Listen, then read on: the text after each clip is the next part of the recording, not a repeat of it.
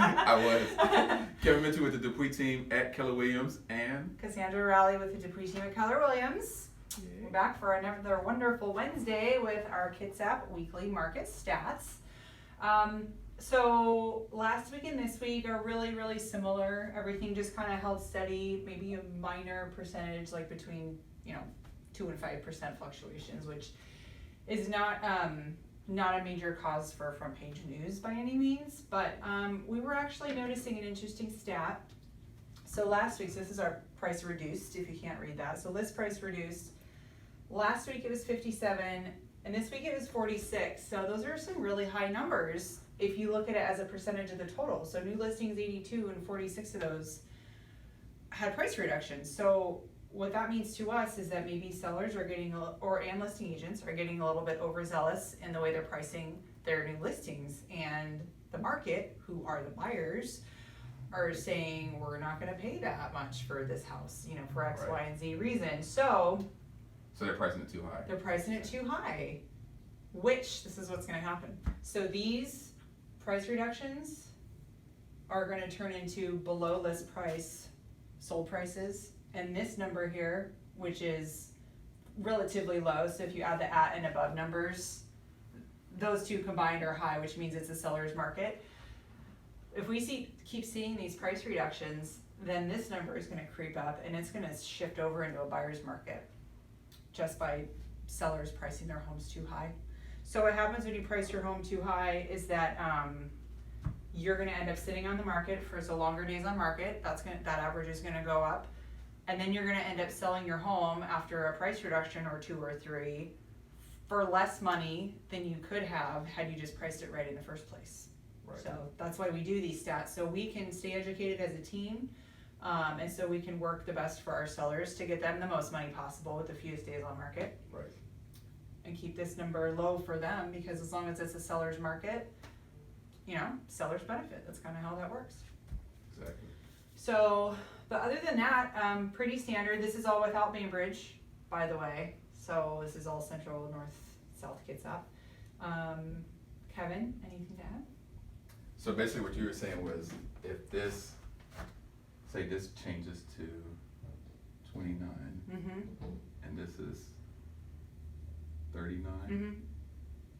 then because this is Greater than half, Yep, then that means it's going to become like a buyer's right. market? Mm-hmm. Exactly. Okay.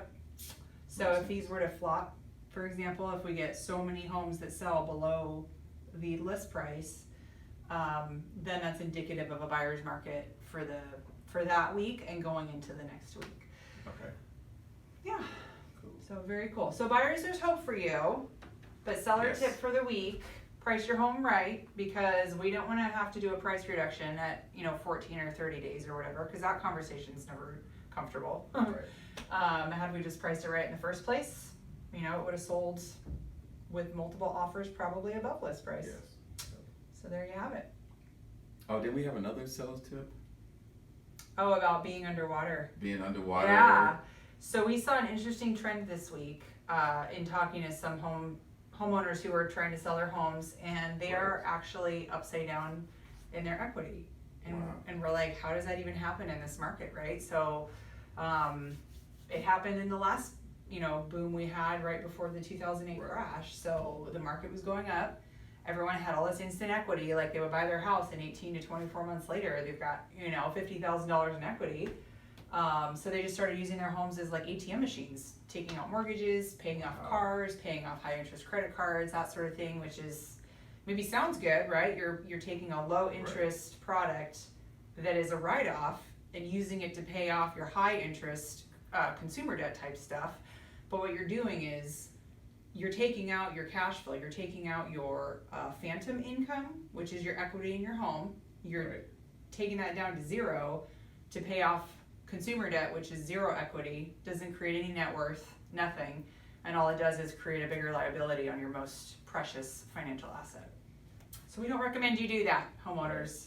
So if you have equity in your home, leave it there. Don't take it out to So pay off instead credit of like cards. a ATM, more so like a 401k. Yeah, exactly. Oh, Look at you. I'm learning, guys. Great analogy. No, that's awesome. That's awesome. Yeah. So, and because you know these homeowners had all this instant equity, they got a little overzealous and took Right. out some mortgages, and now they can't sell their house. They can't make any money. They'll have to write a check at closing to sell their house, And you which don't is wanna do not the idea in a seller's market, you guys. Right. So, anyhow, that's what we got for today. So if you like our video, give us a thumbs up, subscribe to our channel, and you'll see us back here next Wednesday Next Wednesday. with some cool stats. Yep. Yeah. I'm Kevin. I'm Cassandra We're with the Dupuis team. at Keller Williams. See ya.